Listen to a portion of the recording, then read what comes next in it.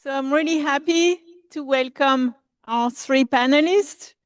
We will have, in first order, Cris Miranda. They are the community manager for HTC VIVERSE. They work with developers and creators around the world to bring interactive games and virtual worlds to the web. And they focus on helping studios port and publish their content, building creator programs, and growing the Viverse community ecosystem. Chitvan Gupta, she's an engineering manager at Zynga with 10 years, more than 10 years of technical experience at mobile game companies such as Zynga, Glu Mobile, Playstudios, and Gree International. She brings community building expertise as well as the co-chair of the International Game Developer Association for San Francisco chapter, and she's the treasurer at gamedevmap. And finally, our third panelist, Avi Bar-Zeev. He has been at the forefront of spatial computing for over 30 years. He has launched Disney groundbreaking Aladdin VR in the early 90s, crafted Second Life 3D worlds, and co-founded Keyhole, Google Earth, by 2001. He also co-invented the HoloLens VR headset in 2010 and helped define the Amazon EcoFrame from smart glasses. Then he led the experience prototyping team for the Apple Vision Pro in 2016. So please welcome our panelists. We will have a short talk where they will present what they work on. And then we will have at least 30 minutes of questions, both from me and from the audience. So, Cris, if you want to come first. Yeah, you can use this one. Yeah.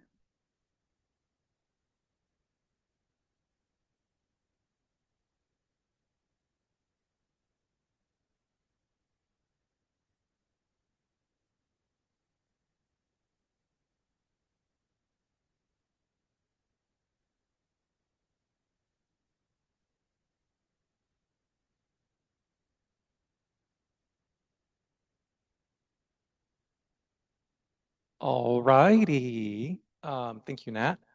Hello, everyone, on this beautiful Friday afternoon. This is a nice building, by the way. I'm Cris Miranda, and it's so interesting to hear my echo. It's so interesting. Okay, I'm gonna try not to get distracted by that. Here we go. So my presentation is on the future of XR and how it's on the web. Wow, that's gonna be a challenge. It's gonna be a challenge. My name is Cris Miranda, and I'm the community manager for HTC VIVERSE. Wow, it's so weird. Yeah, today I'm gonna tell you about how the future of XR is on the web. Let's get started.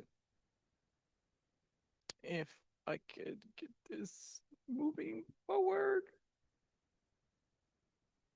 There it is. Okay, great. So let's get you caught up on where we are in this whole story, right? So as you probably, many of you, probably all of you already know about the story of VR and XR. Started out back in like late 2000s, 2009, 2010. You started seeing the fruits of something that would then later become the industry that we have today. And there was, I think, around between 2015, 2016, 2017, there was a big like hype where the hype was mainstream.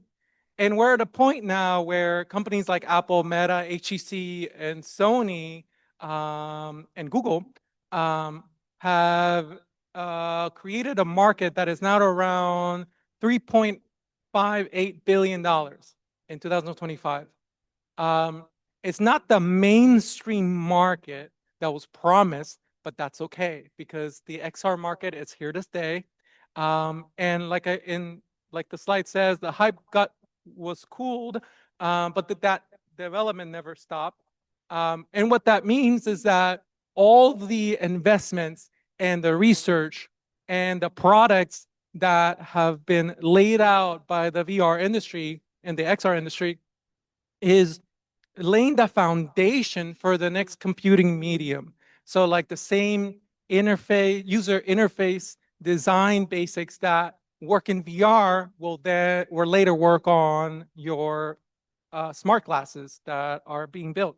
But here's the thing. So that being said, hardware wasn't alone, wasn't enough to create the mass appeal necessary to create a mainstream market. And we believe that the web is the missing piece. And let me explain to you why. Because you can have these really ridiculously beautiful and expensive headsets, and then you'll play around with it for a few hours and you realize, wait, what else can I do? Where's the content? And I think that like the web is this portal, this tool, this vehicle that will allow developers and creators like yourself create that content that will make XR and XR users very happy with their purchases. So let's move forward because the real problem that the industry needs to overcome and will continue to face for a while are the prices of adoption. These are very expensive headsets, and yet there's still very accessible options. You can get a decent headset now for about $250. I'm not going to tell you from where, but you can. And I think that is a good thing because there's a point now where like there's wow, this is so interesting. This is so interesting. Isn't it like you would be thrown off too? Yeah, if you're like constantly hearing your voice. This is so I don't know how to feel about this. I'm in the Swiss mountains. Echo. I'm gonna start yodeling. How about I start yodeling? I'm making the best out of the situation. Close app stores limit discovery. So as a developer, as a creator, you're going to try to get on Steam, you're going to try to get on the app stores, and it's going to be very difficult to get discovered because you're competing with thousands of other people. And yeah, that was an issue. And as a result, you were just having too few creators building content. The median revenue for a game on Steam in 2025 was just around $249. Furthermore, 66% of games earn less than $1,000 in total, while 40% of developers failed to recoup the $100 publishing fee. So this is like a problem, right? Because you have these headsets, you have this market that wants content, and yet it's harder and harder for developers and creators to make that content for them. So the solution is on the web because it changes everything. It's accessible to billions of people because you all have access to a web browser right now in the palm of your pocket, palm of your hand, or in your pocket. Through the web, you don't have to worry about downloads or installs. It works on any device with a browser, like I mentioned earlier, desktop, smartphone, VR, etc. And it really does come down to something so seamless and so easy that we do all day, every day, is you just click on a link. Imagine having to you don't have to convince your audience to do anything. You don't have to download anything. App fatigue is a real thing. People aren't downloading apps anymore, but they click on links. And so just imagine this. for you as a developer, you have one Viverse world, one Viverse game, and all the devices are working in there in that space. So one player can join from a laptop, another one can join in VR, another one joins on their phone, and it is really a magical experience when that happens. When you have people who are on a laptop, when you have someone who's in VR and you can see them waving their arms around like crazy, that's cool. That's cool. That connectivity is really cool, and I think it's really valuable when you're intermixing both types of audiences, the VR audience and the pancake mode audience. If you have a flat screen, we call it pancake mode. And ultimately, this matters because with the web, you don't have to worry about gatekeepers. You don't have to worry about approvals. You get instant global distribution, and your portfolios become interactive. So if you're a student, and you're trying to get hired out there into the brave new world, imagine instead of just sharing your resume, you're sharing a link to a Viverse world, a Viverse game, where not only are you like, oh yeah, read what I can do, now you can like tell them like, see what I can do, play what I can do.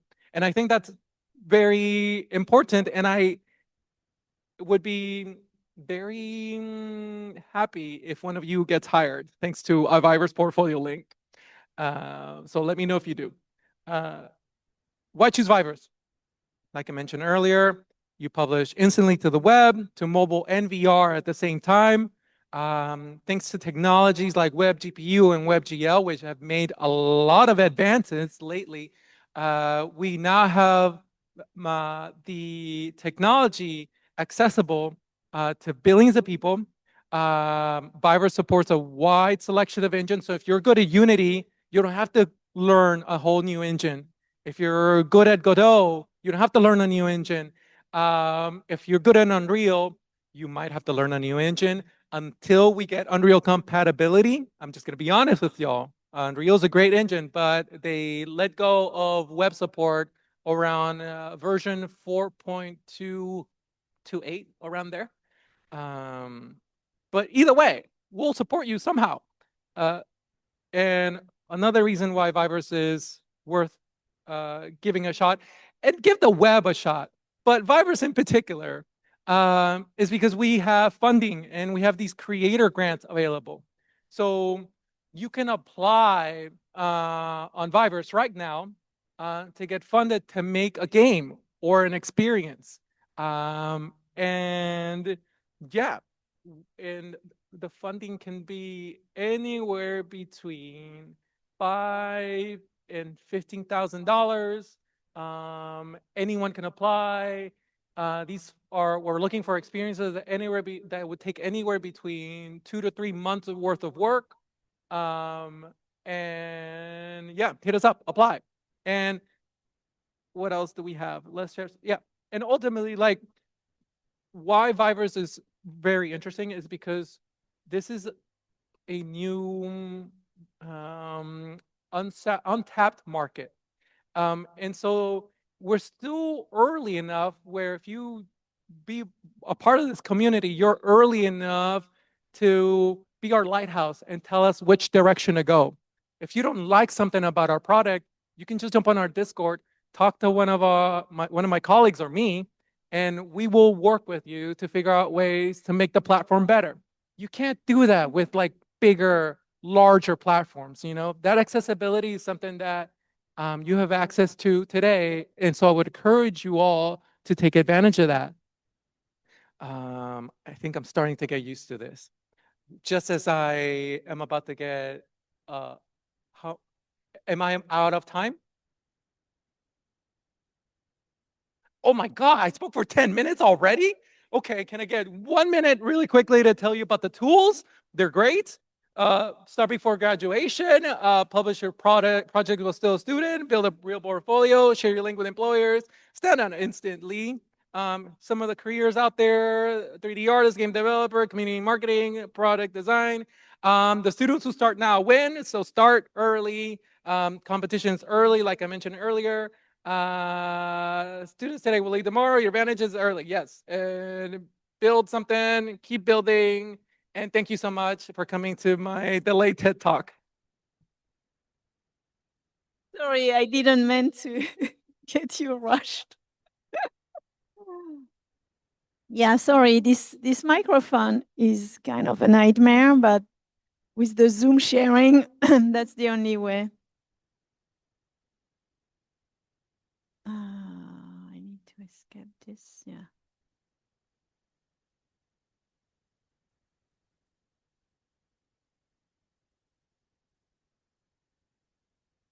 That's what I want to say, right? Yeah.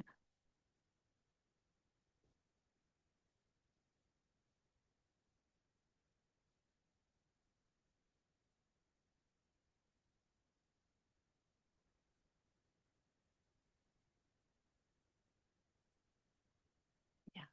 Okay.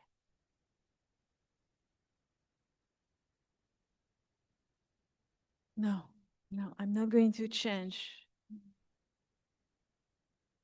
We spent, I'm sorry, we spent like more than 1 hour this morning to try to set up the right, I'm not going to change anything in the middle of yeah.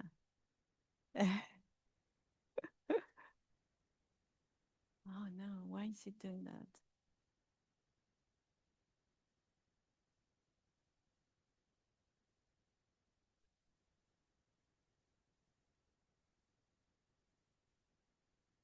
Is it sharing?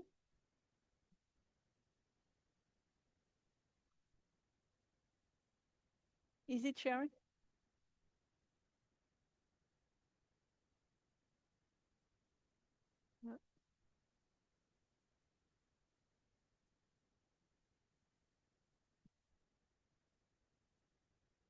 No, the problem is it comes back.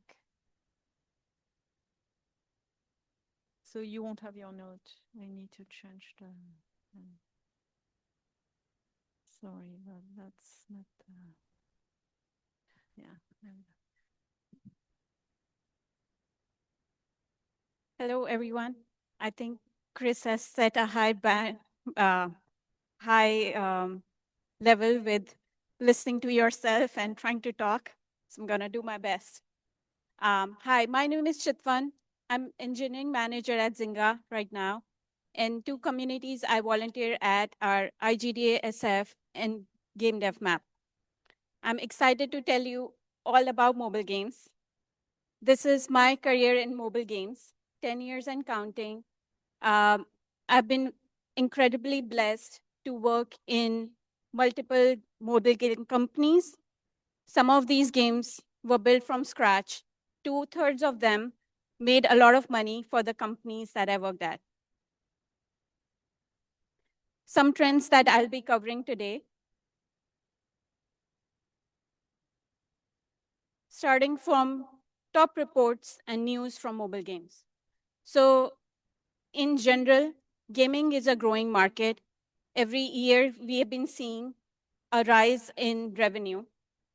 Out of console and PC, mobile has been owning the majority of the revenue share. And when you look at the compounded growth over the years, all these platforms have been making money, just different amount of money in different years. So you can see that at the bottom left, projections from last 3 years and projections for next 3 years. Some news which has been interesting in the recent times has been Epic Games versus Apple Store. How many of you have heard about that news? Okay, I see some hands raised up. So it used to be that anytime you release an app on the Apple or Google Play Store, those companies would take 30% of the revenue cut from the developers. Epic Games filed a lawsuit. They won the lawsuit. So what that means is now you sell something on the App Store from your game for $1. You don't have to give them the money. You can make another interface. You can direct the player to a web front from which you can collect the money, and that way you can avoid giving that money to Apple and Google. So more money back to you. Another trend which has been popular has been hyper hyper casual and casual games in general. Hyper casual is a category where you play a game, you don't really need a tutorial, you get into the game really fast, you make quick decisions, you can play it on the run, really simple interface. So something to think about. Other trend we've been seeing is the players usually shift. We see this trend all the time where players move from a maturing market to a developing market. Right now, a growth market is in Europe, Middle East, Africa. And that's something as creators should think about, that what is the language that's being used in those countries? Is English the language that's being used? You might have to translate your game. And you might have to make content which speaks to the audience in that country. Right now, Turkey is in the forefront of this growing market, and they have a lot of studios which are opening up. They have a lot of developers. So that's one consideration. Another trend is collaborating with an IP. 10 years ago, it used to be very simple. You make a game, you would get visibility that you need by sharing with friends and word of mouth. That now it's very hard. One way companies have been exploring how to get marketing, how to get more people into the games, is by collaborating with other IPs. I'm pretty much working on a Game of Thrones IP right now. So anyone who is familiar with that IP, they're your audience. You market to them and they get into the game, and that's how you can get more people playing the game that you're working on. Like Chris was saying, there is one trend related to web to app marketing where people are more used to opening a website. You can run more ads on TikTok or Insta, and those will drive more people into your game. So that was a lot me talking. Here I have top titles from 2025 on mobile. Any one of you is able to find a pattern in them? I'm gonna give you 10 seconds looking at these games.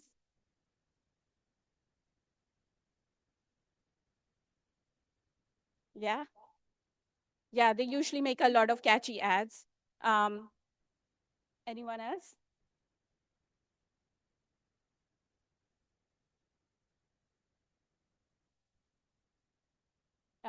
Like which one? Yeah. Yes, exactly. And that's the point, right? Like when you work with an IP, and some IPs are evergreen. So Pokemon we've seen so many games for Pokemon, right from, like, it wasn't even a thing on mobile. It started with a card game, right? And so that's one interesting thing to see here. 2 of the games are a match 3 game. 2 of the games are Monopoly Go is a board game which got converted to a mobile app. And anyone has heard of Honor of Kings, the top one? Well, it's a MOBA. It's like League of Legends on cell phone. So when you think of the mobile market, it has evolved over time. It's not just a simple game. We are talking of massively multiplayer online games being played. And you can see 7th on the list is also PUBG Mobile, which is pretty much multiplayer online battle game on mobile. Here's another way to look at the same data. Basically, across different top grossing games, there are different genres of games. There's a lot of variety you can build. And in the role-playing category, we see Pokemon Go, which brings me to top mobile AR titles. Some things to observe, again, some patterns to see. The top 3 games over here are Creature Collection. 4 out of these 6 games are built by Niantic, because Niantic has really mastered the technology for geolocation-based games. And 2 of these games, at least, you see Pokemon Go again, Pokemon IP, Jurassic World IP.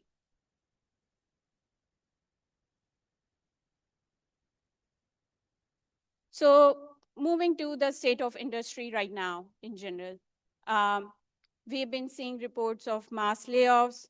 Many have been laid off. Many have been hired. One thing which is not a trend in the industry right now is that the creatives have not disappeared. The games have not disappeared. We still exist. While game developers are not building games from offices, maybe they're building games from home. And that's the hope I want to offer you. And the other thing I want to offer you is you have at your disposal some of the local communities and resources. On the left here, you see a map of, it's a world map with these blue dots. This website is called gamedevmap. I'm blessed to tell you that the creator of this website is actually sitting right here in the audience. You can wave, Gaurav. Gaurav started this website 20 years ago to give back to the community, where when you click on this dot, you see companies local to that area where you live, and you can kind of start to see patterns on where game companies are moving. And you can also see which companies are in the area that you can apply to. I have used this website twice in my career before when I was laid off. And living in Bay Area, we are also blessed with so many creatives living in the area. There's International Game Developers Association, San Francisco and Silicon Valley. We ran an event last year at this very college. We are running another event in next month, in April, perhaps. And Bay Area Game Developers is a local community where you can talk to professionals. I've asked a lot of questions there in the past. You can meet people, get questions answered. Bad Collective is a community for indie game developers. Golden Gate Gamers is a Discord community for board game developers. SF Game Development runs monthly events, and they also have a speaker series going on. Game has run an event over here. You can find people to collaborate with on projects. And there are many more which I haven't listed here, which you might be a part of. So moving to use of AI. Well, AI is everywhere. And right from news reports to the doctor's office, you would have run into it. What I want to offer to you, there's two ways we are seeing AI being used. You can get information by talking through ChatGPT, exchanging back and forth, and you can use it to automate your workflow. Basically, you give it access to your calendar, let's say, and it gives you a way to set a meeting on your calendar. What still matters is understanding what is good, what is a good game, what is fun for players, what is good code, what is good art. So I would encourage you to think about that. And also, there's a difference in using something as a tool versus building knowledge. Before internet, we read from books, then came Google search, we got faster answers. At the workplace right now, the skills which matter are still understanding the code that you're working with, understanding when you use AI, what are you bringing to the team, what are you bringing to the players, and how do you use that to make a fun experience that the players get to experience. Because AI works with the knowledge that it has. It doesn't think. It cannot think about what a good game is. So that's something I would leave you with. Thank you. Great, thank you. I'm sure you will have plenty of questions. Let me try that again. Is it still being shared? It's still being shared?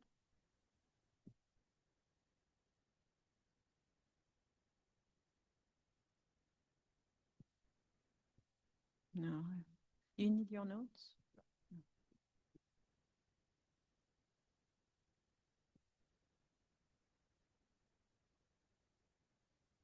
Oh, I should have done that. Okay. Sorry. Did I introduce everyone? Yes, I did. Thank you. And I just click for this, or you want me to use the keys? Okay. All right. And I looked it up, by the way, the delay anywhere between 50 and 200 milliseconds.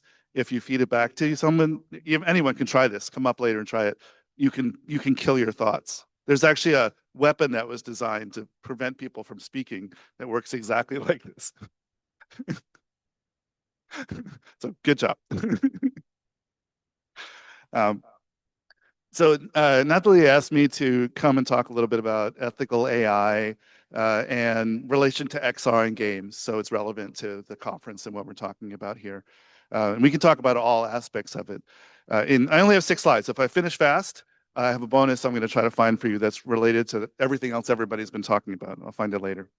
All right, so how are we going to do this? It's happening. We have AI. No one's saying no, and we have to figure out what are we going to do to survive this wave. And my perspective is it's not the first time, it's not the first wave that's been disruptive. I've been in 35 years, I've been through a few of them. This is probably one of the worst. And we'll talk a little bit about the details. But first, I wanted to tell you a little bit about a nonprofit that I started, and one of the reasons why I come and donate my time and do this kinds of things. I try to help by working with people in the industry to figure out how to make whatever they're doing more ethical. And so it involves education. It involves looking at the past, looking at what's already happened and learning from history so that we don't always make the same mistakes over and over again. And so if you take a look at the XR Guild website, go to xrguild.org. There is a library of ethical conduct. We've collected a whole bunch of papers and other research on studies, everything that's already been done. So don't start over. Start with what already exists. And we would love to link to other libraries, academic institutions, make it more comprehensive. The other things that we do is we try to help people in the field through mentoring. So people have questions about their career. The best way that I've ever figured out is to know people who are already in the industry who've helped me out tremendously in my career. In fact, I've never gotten a job by sending a resume. It's always been through referrals. And I'd advise everybody to find the mentors, find the people in the field to help make those connections. It's really the best way. It used to be an old boys network, guaranteed, but now it's much more open to everybody. So it's really important that everybody find the mentors, make those relationships. And the Guild wants to help. We may do even more. So if you're interested, come talk to us and we'll figure out how to do it. We're going to try to get some events going in the Bay Area. We have New York and LA are going. Bay Area has been on and off. All right, so I'm going to give you an example of an ethical conundrum that we know about, and it already exists. And my friend Robbie is wearing a pair of Meta glasses, so he's going to be our spokesmodel for today. The problem is what Meta is about to turn on for these glasses, not mine, are using the cameras to identify whoever is seen, right? Now, there's a right way and a wrong way to do it. The wrong way is you take pictures all the time and you send those pictures up to a server, and the server has a catalog of everybody's face. Maybe it's limited to only those people who have a Facebook profile, but that's half the world. So it's basically everybody's face. And that includes potentially children. People might be younger, they might be from Instagram, we don't know. And take these pictures and now give you some feature, some theoretically positive feature, like if you are visually impaired, we're going to tell you who's there. We're going to tell you what you're seeing. That's a great feature, but the way you do it has to be done right. Other reasons to create this feature are you walk up to somebody, you know you've met them before, but you don't remember their name or anything else, or maybe you've never met them. Can you pull up information about them? We'd all love to have, there's a show called Veep where there's a character, Gary, who always whispers in the ear of the vice president, telling her whoever she's about to talk to what their child's name is or whatever information she needs to remember. That would be a great feature to have in external memory, but let's do it right. So the way to do it right is the way the iPhone works is you have a picture of your face, you've consented, and we could do that for anybody. If we're going to use your face, make sure that the glasses essentially record the face locally, encrypted on the device, never upload it to the cloud, and only for people who've consented, they can be Face ID'd, and we can only bring up information they've already shared with us. So it removes the creepy factor of meeting somebody and being able to pull up their child's name when you've never met them before or they never told you it. That's not good socially, and it will eventually, I predict, cause a glass hole kind of blowback that we saw with Google Glass 10 years ago.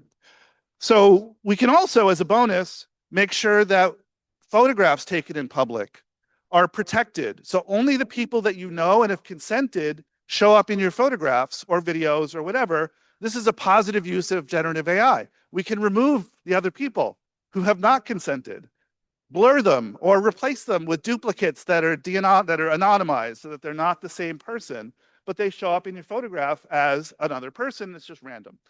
But the people you care about will show up, and that's what you care about in a photograph, right? The people who have already consented that you're okay. And especially for kids, they haven't answered this question of how are they going to prevent kids from being captured in violation of many laws. It can't, right? The only way to do it is to upload it to their server the way they're approaching it, which is already a violation. All right, moving on. So we also talked a little bit about spatial games. We mentioned Niantic just a second ago.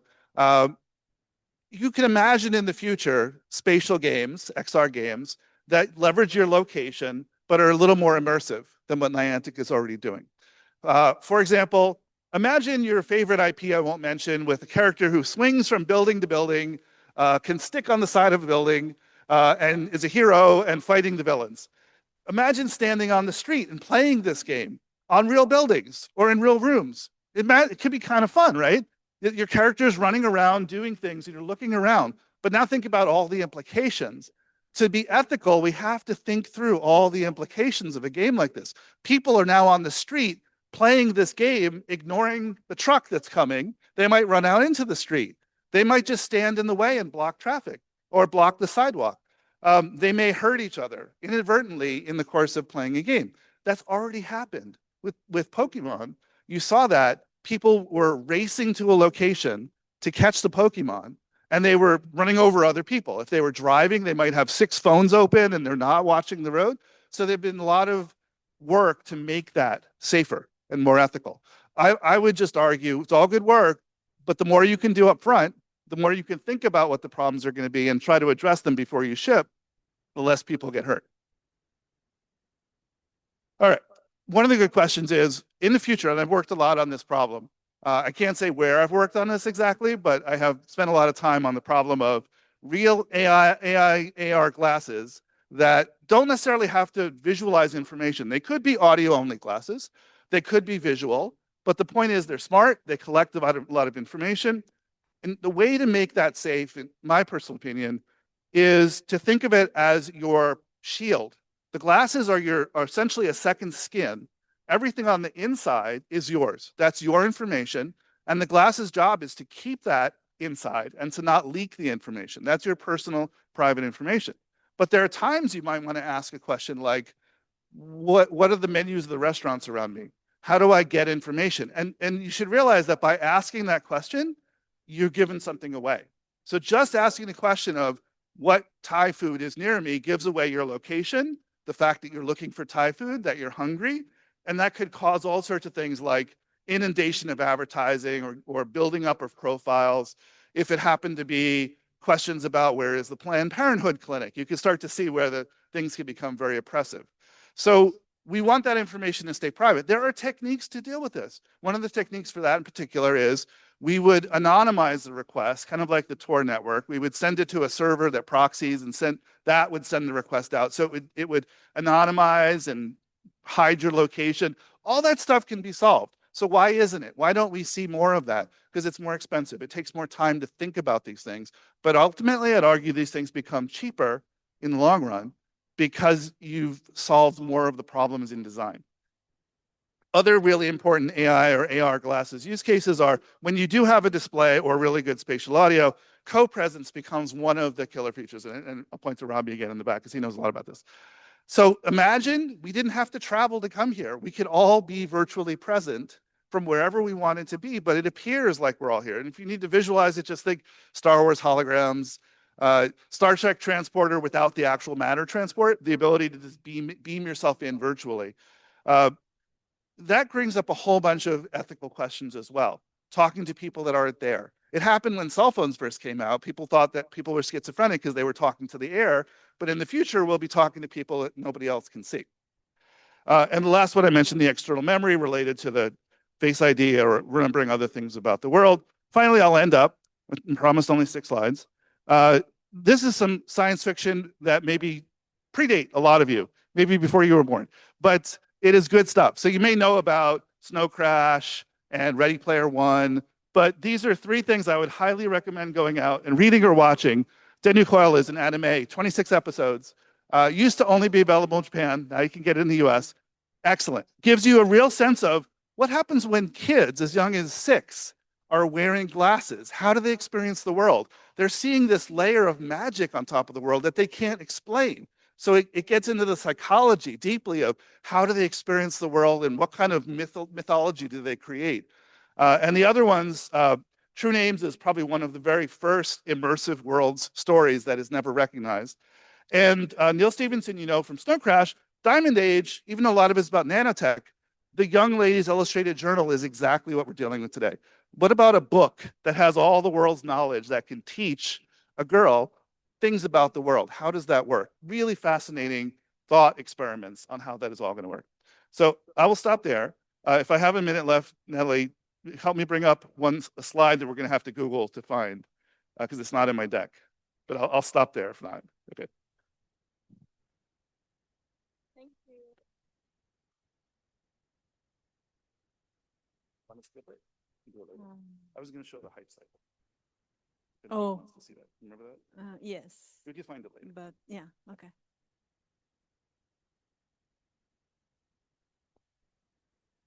Great. So if we stop sharing, oh no, we still have the. I thought we wouldn't have the echo anymore. Great, thank you.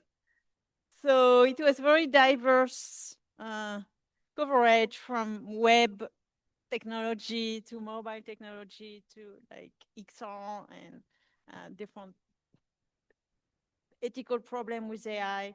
I have a kind of general question in terms of like, yeah, how the different technology and platforms for the games are evolving. Do you see how it impacts like design, you know, game design, how creators design games? Not necessarily distribute them, but like, have you seen the design of experiences changing based on some of those new technology? You can go anyway. So you need to press 1 on here. Yeah. Hello. Hi. Okay, it worked. So how design is changing. I honestly think that like there is currently a issue happening if you are a computer gaming enthusiast or just a consumer electronic enthusiast in general. There's a chip shortage. And that is being driven by these AI companies buying up all the chips, driving up all the prices of DRAM, VRAM, all the RAM. And so I think that like there's predictions that this is going to last, this shortage is going to last all the way to 2028. So I think that like as a developer, you should start thinking about ways to make your games smaller and run on older machines because people aren't able to afford the newest, the best graphics right now. So I think that that's something that you as developers need to adapt to is minimizing performance or maximizing performance and being able to run on older machines.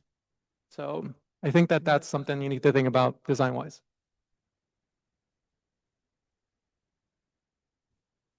So I would say that definitely for mobile games, the design has evolved over time. There used to be Clash of Clans strategy games, which were more popular. And a lot of it depends on who the consumers are. In some of the developing nations, there are maybe people have less bandwidth for internet. So you need to make games which can be played without much internet. Then there's also, there's so many things on our phone now competing for our focus. So how do we make an experience which, players play for 5 minutes, come back later in the day, play a game? And also, I think design has evolved when you look at some of the games which worked on PC, which were on board games, for example, a card game. How does that UI work for mobile when you have a touchscreen? So all these are like applications which over time designers have had to think about. How do you design the interface, which makes it still a fun game while it might have been a fun board game? And similarly for like geolocation based, right? Like before that tech was possible, we were not going around the world chasing Pokemon. But obviously that's innovation in design on how now we can use camera with the phone and what can we do with that. So I think I would say that it has evolved. It will continue to evolve as we see our consumers change their patterns on how they use more different mobile phones. And also, as mobile phones evolve, then the game design would also evolve. Yeah, it's an interplay between what's available and, yeah, definitely what's the platform affords. What on the XR side, or AR, or goggles, or do you see it impacting the kind of experiences that are being designed? Or I think for the everyday wearable glasses, the games isn't the first use case. I mentioned 3 of the really good ones. It has to be good at those first before enough people will wear them that games become a natural outgrowth of that. I don't think games are enough to sell it, but partly because of the price, but also because your face is sacred real estate. Nobody wants to put something on their face just, I don't know, for an occasional thing that they're going to do. people already have those. Most people have them in some form. Style is one of the hardest problems. That everybody's face is different. It's very hard to design anything that's going to work for everyone. I saw a thing on the internet that said that some company was trying to design a pair of glasses that would work for everybody. I'm like, why even try? It's not worth it. The faces alone are different enough that you couldn't do it. But everybody has different sense of style as well, different needs, different prescriptions will work with different types of glasses. So games won't be first, but games have been first for VR, right? Other than military. But I think that games have been the primary driver of VR for the last few years. And the question is, what will happen there, right? So if you want to include all of XR, I think it's good speculation. I think moving to the web is smart. I think that the key piece there is the cross-platform compatibility, right? That's absolutely critical. That's what happened with PCs and the web. It'll happen in XR as well. So all the open standards, all the work there is incredibly important. And that's what creates the network effect that will drive growth in the future.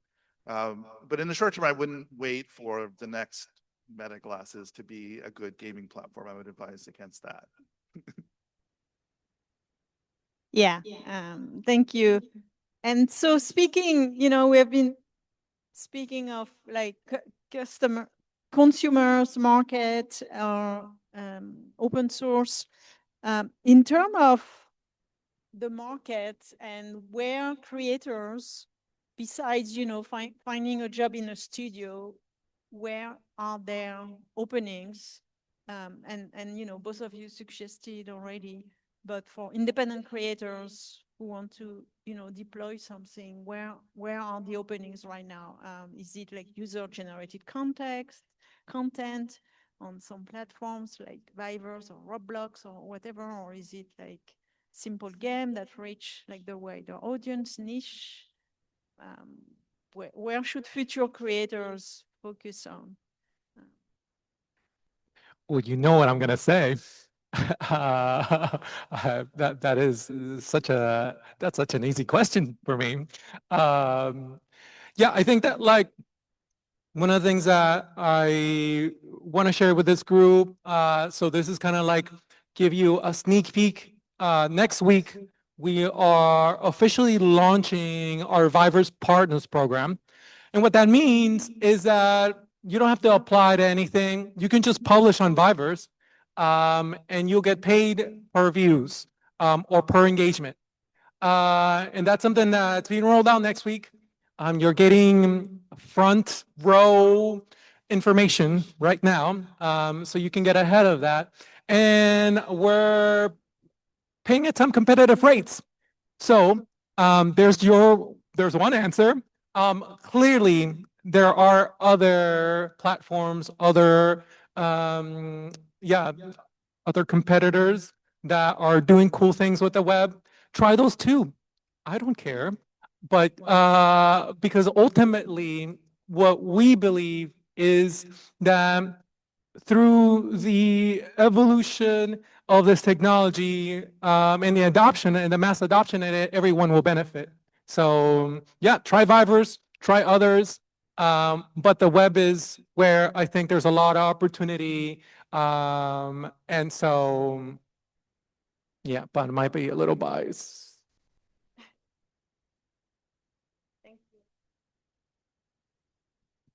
So I would say that there is definitely Roblox, and you saw in the top 10, there was Roblox, and there's user-generated content on their platform. Definitely for that, they've been more of a mature audience also trying building games there. I would say that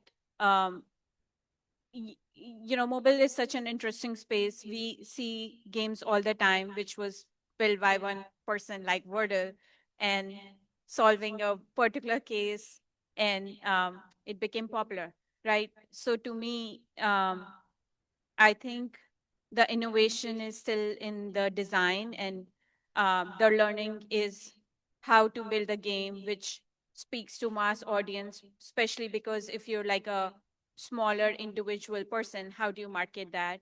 How do you maybe use social media to market it? And how do you drive people into the game? Those are still challenges that need to be thought about. And I think the world is like broad and open when it comes to mobile, because there's so much which has been done, and then there's so much which we could be doing, and we keep getting surprises every year on like no one thought that okay, Monopoly Go would be a game that is top trending, right? Like in a way. So I would say just approaching it with an open mindset and experimenting is the way to go. Right, there's still room for innovation. Yeah, how about the XR or VR, AR markets? Where do you see creators could? I think there's still tons of opportunity, even despite the fact that the word metaverse has taken a turn for the worse, due primarily to the company's abuse of the word. The areas that are doing well in XR are industrial use cases have always done well outside of gaming. There's many valid use cases that have always been, and those tend to be the higher value ones where you can use a higher quality headset, a more expensive headset, and build a dedicated experience that works for the customer. Right? That there's a lot of people that are making good money in that area, and there are a lot of jobs still in that area.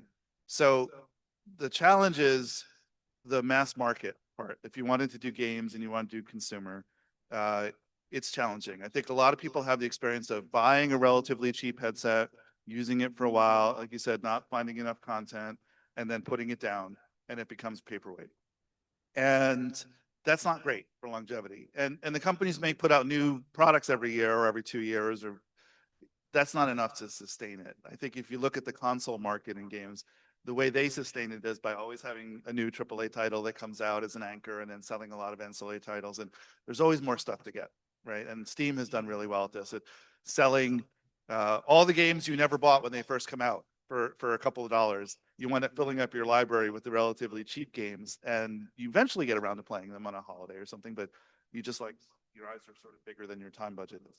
I would say The best approach to figuring out where to go is to look at the market, to look at who is using Roblox, who is using Fortnite, who is publishing. What would be great, and this might be a suggestion helpful to you if you're not already doing it, is to publish the stats so that developers could know if they have a certain kind of game, does it match with the people who already have the hardware that your company already sells? And the same, I'd say the same to Epic, is help people figure out where they should go. If I were selling hot dogs, I'd want to go put my cart on a corner where people like hot dogs, right?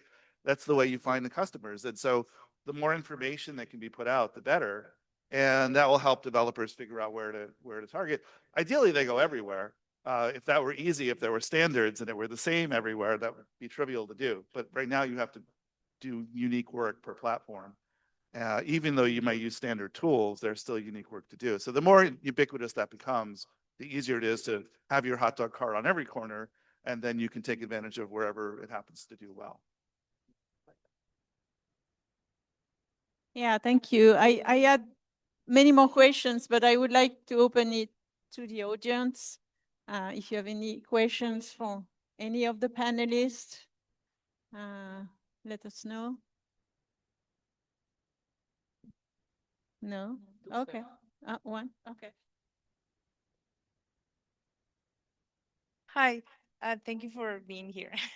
So I'm very interested in older adults. By definition, is 65 and above. So I was wondering, how's the situation of this population in terms of gaming? Like, are they getting more into compared to other times? Or what kind of games are now this population targeting compared to other times? I don't know, just wondering, like, big picture. So your question was around wearables?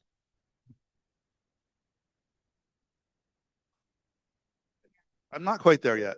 I'm getting closer, but I can speak for myself. I'm of a generation who grew up with arcade video games. So 65 is kind of like they might have actually in their teenage years played arcade games. So you could have 65-year-old gamers very easily right now who've grown up with games and still play games. I play games with my son or try to find games that we can play together. So I think there's a lot of that. But I'm 57, so I'm not quite at the demographic you're asking about. But I think we're at the point where we'll say that older people have played games, they know about games, and then the question is, what do they find fun? What's interesting to them? For me, it's what I've always found fun, right? I've always been into the building games and design games. It's just the way I think, because I'm sort of an engineer at heart and designer at heart. But I'd be willing to bet that for a large section of the demographic, the social games, multiplayer games, there could be design multiplayer games that are not the kid version of a multiplayer game, but something that adults would enjoy playing together. If you look at what they already do in terms of playing games like Scrabble and, it used to be Bridge. I don't know if people still play Bridge, but a lot of games that are played in small groups where it's a very social activity.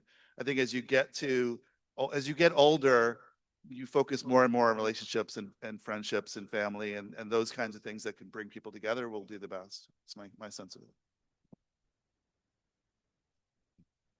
Unless anyone else wants to answer. Well, I was just gonna add that I've been lucky to be surrounded by a lot of gamers, like by a lot of creatives in the mobile game industry in general, because at the workplace, you often run into people who come from different age groups, different backgrounds.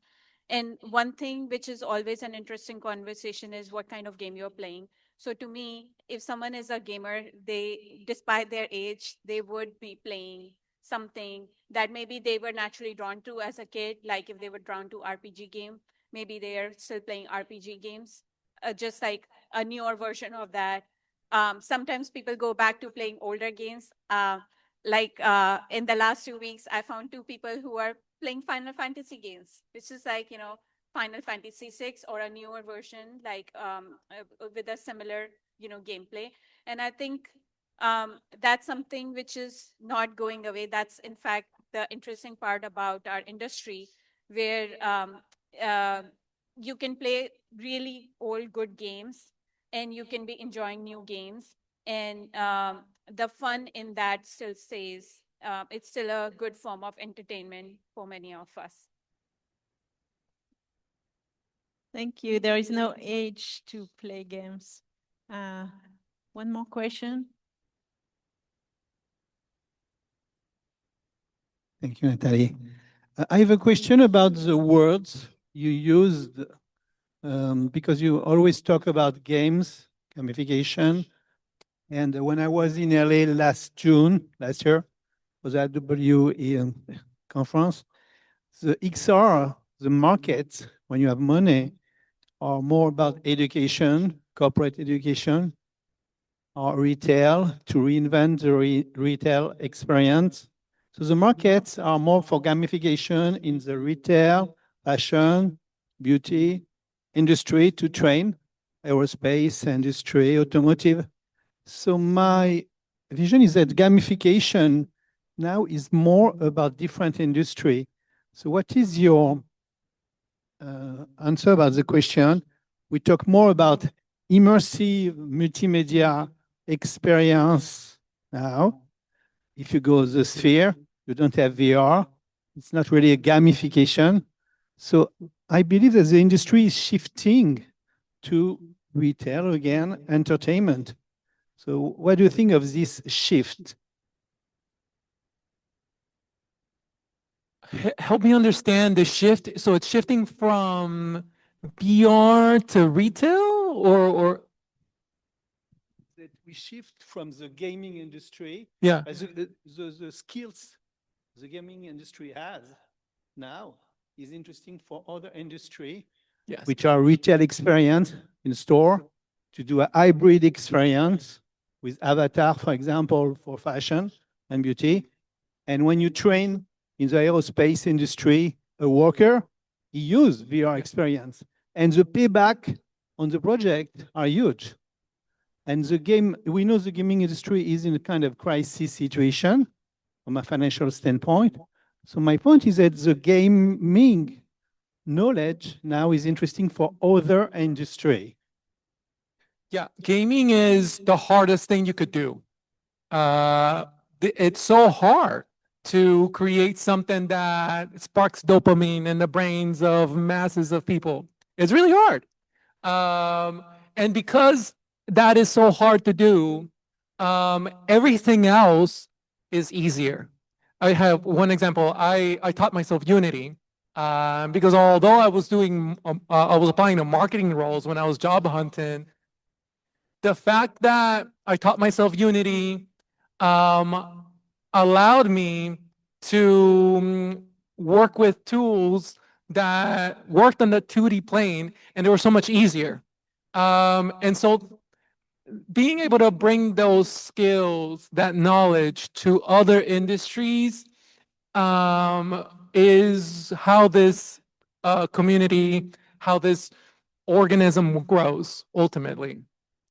And so, yeah, I agree with your point of view, where if there is no exploding, thriving gaming industry, these developers, this talent, will find themselves working with adjacent industries, bringing that technology to them and enhancing them.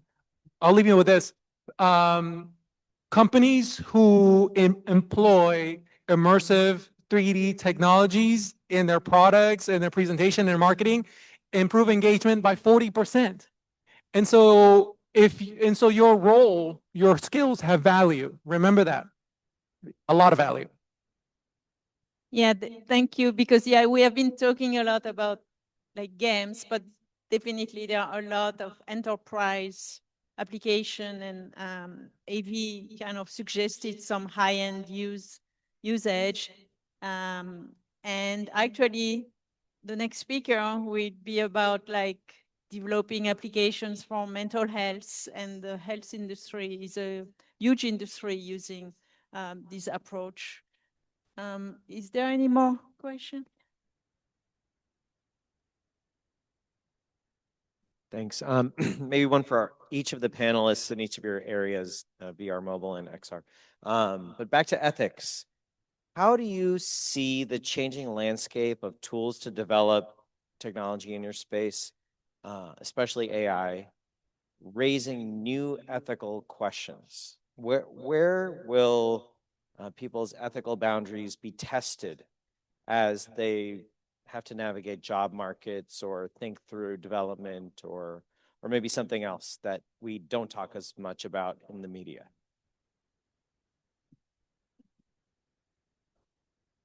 It was on one of the slides. I don't know if you'd read the right-hand side of it, what Meta apparently was quoted as as saying we're going to wait to put out this eye tracking feature until things go to crap and no one can fight back. So right now we're in a period of low accountability. There's a lot of people who want to do things that they know are harmful and they think that they can get away with it. So that's the opposite of ethics. That's knowing it's bad and doing it anyway. Usually they'll just say, well, we didn't know. We just moved fast and broke things.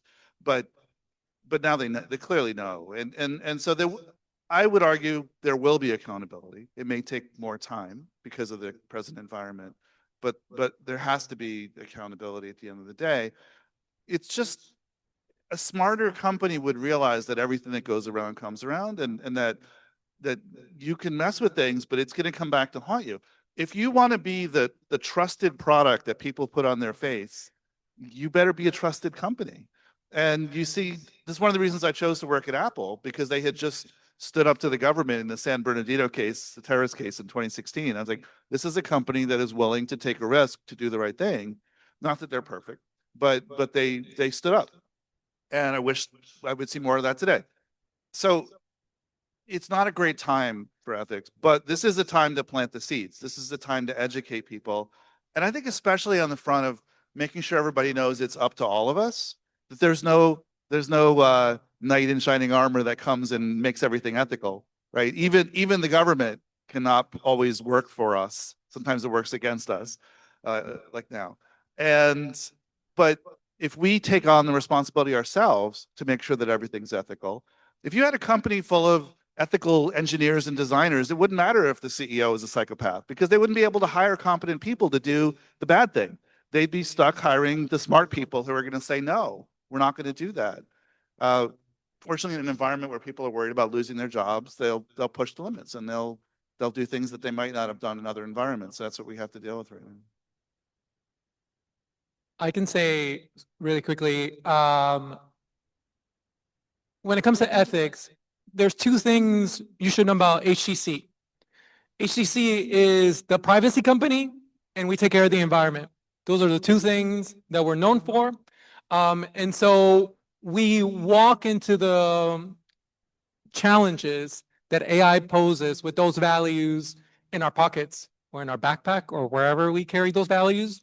And so, and AI is such a new and evolving phenomena that we're honestly being very careful about how we go about employing this tool, because it is a tool and it is valuable.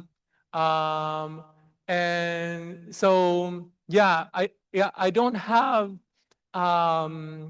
a bullet point answer to answer these challenges, because again, I think society itself is still trying to like calibrate itself where it wants to be, where its values are in relation to these AI challenges. But that being said, like I said, at HTC and at VIVERSE, we care a lot about privacy. We care a lot about the environment. I mean, AI data centers consume all the water. And it's funny because I have conversations with creators and developers that we're trying to bring on board of the program, and we ask them like, how much would it take to get you excited to come on board the platform? And they'll throw a big money like number around, like in the millions. And this is where we're sort of having to reconcile with our values, because we don't have spying on you and your mother's cousin kind of money, right? And so, but that's okay. That's okay, because we stand behind our values. And so we'll provide the kind of funding for these developers that we can. But again, we don't have that kind of money. So yeah. I just that I don't know if you know this, but Second Life makes more money per user than Facebook does. So in terms of business models, the spying on your mother is not the best one.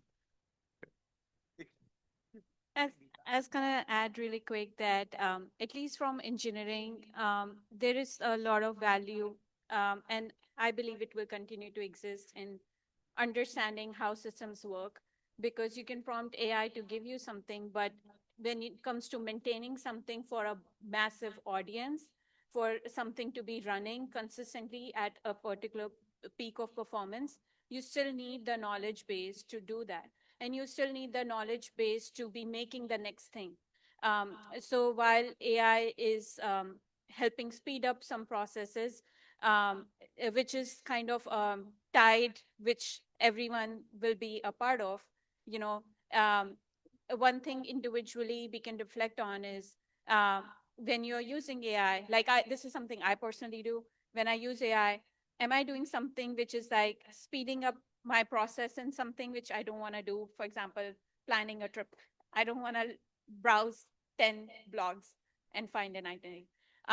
But then other times when I'm using it and I'm thinking, okay, this is an area I don't know about, I use AI and I reflect on, hey, is there something that I learned from it now, which I can use to get to my next level? And the other perspective I want to offer you is also, I'm in a role where I'm a manager. So the people management part of it is not really going away. Like, you know, the humans still work. There is still so much to be done to, you know, have people come in, work, perform at their best, be going back to their lives and enjoying that. And I think ultimately it comes down to the personal ethics a person has, which they can be using even without AI to do something, you know, which is not the best morale. Thank you. Thank you so much to our three panelists.